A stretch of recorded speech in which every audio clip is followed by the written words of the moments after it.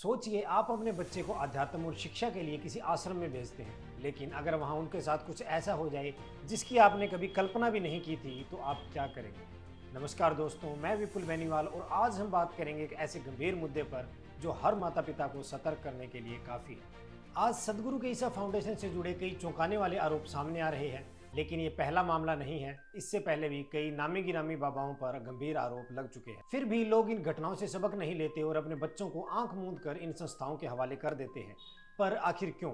आइए इतिहास के पन्नों को पलटते हैं और देखते हैं कि किस तरह ये सिलसिला चलता आ रहा है और माता पिता को क्या सबक लेने की जरूरत है। आज सदगुरु के आश्रम में नाबालिग लड़कियों के साथ हो रहे कथित शोषण की बात सामने आ रही है, लेकिन क्या आप जानते हैं कि इससे पहले भी कई धर्मगुरु इसी तरह के मामलों में फंस चुके हैं। आसाराम बापू का नाम किसी परिचय का मोहताज नहीं है। करोड़ों भक्तों के बीच पूजे जाने वाले इस बाबा पर नाबालिग लड़कियों के यौन शोषण के गंभीर आरोप लगे थे। 2013 में राजस्थान के जोधपुर में उनके ही आश्रम की एक लड़की ने उनके खिलाफ मामला दर्ज कराया और कोर्ट ने दोषी ठहराते हुए आसाराम को उम्र कैद की सजा सुनाई। डेरा सच्चा सौदा के प्रमुख गुरमीत राम रहीम को भी बलात्कार के आरोप में दोषी ठहराया गया। 2017 में 2 साध्वियों के साथ दुष्कर्म का मामला सामने आया और अदालत ने उन्हें 20 साल की सजा सुनाई। इतना ही नहीं, बाद में उनके खिलाफ हत्या के आरोप भी साबित हुए। नित्यानंद, जो खुद को एक दिव्य अवतार बताता था, बच्चियों के शोषण और बंधक बनाने के मामलों में फंसने के बाद भारत से भाग गया। उसका आश्रम बंद कर दिया गया था, लेकिन कई मासूम बच्चों का भविष्य अंधकार में चला गया। अब सदगुरु के आश्रम से भी कुछ ऐसी ही खबरें सामने आ रही है। हाल ही में एक इंटरनल ईमेल लीक हुआ जिसमें ईसा फाउंडेशन के ही एक ट्रस्टी ने कहा कि ब्रह्मचर्य दीक्षा के दौरान लड़कियों को अपने ऊपरी कपड़े उतारने के लिए कहा जाता था। अब सवाल ये उठता है कि अगर ये सच था तो इसे छिपाने की जरूरत क्यों पड़ी? क्या अध्यात्म के नाम पर किसी के भी शरीर और मन के साथ खेला जा सकता है? क्या माता पिता को अपने बच्चों को इन बाबाओं के पास भेजने से पहले सतर्क नहीं होना चाहिए?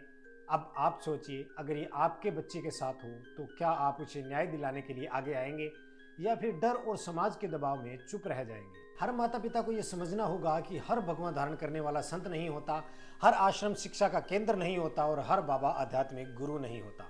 अगर आप अपने बच्चे को किसी आध्यात्मिक केंद्र में भेज रहे हैं तो पहले वहां के माहौल, उनकी शिक्षा व्यवस्था और उनकी गतिविधियों की गहरी जांच पड़ताल करें। याद रखें, आपका बच्चा आपकी जिम्मेदारी है। अगर ऐसे बाबाओं पर आरोप लगते हैं तो सरकार और पुलिस को भी इनके खिलाफ सख्त कार्रवाई करनी चाहिए, लेकिन अक्सर देखा गया है कि इन बड़े गुरुओं के खिलाफ कोई कार्रवाई नहीं होती, क्योंकि इनके पीछे बड़े राजनीतिक और आर्थिक ताकतें होती हैं।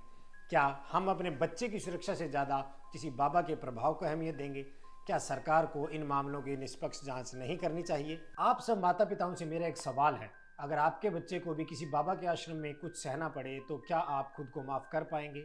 इसीलिए जागरूक बने, सवाल पूछें और आंख मूंद कर किसी भी संस्था को अपने बच्चों के भविष्य से खेलने की अनुमति न दें। अगर आपको लगता है कि इस मुद्दे पर खुलकर चर्चा होनी चाहिए तो इस वीडियो को ज्यादा से ज्यादा शेयर करें। अगर हम चुप रहे तो शायद कोई और बच्चा इस अंधेरे में धकेल दिया जाएगा। अपनी आवाज उठाएं और अपने बच्चों की सुरक्षा सुनिश्चित करें। वीडियो को लाइक करें, चैनल को सब्सक्राइब करें और कमेंट में हमें बताएं कि इस विषय पर आपकी क्या राय है। सवाल पूछना हमारा हक है और सच जानना हमारी जिम्मेदारी।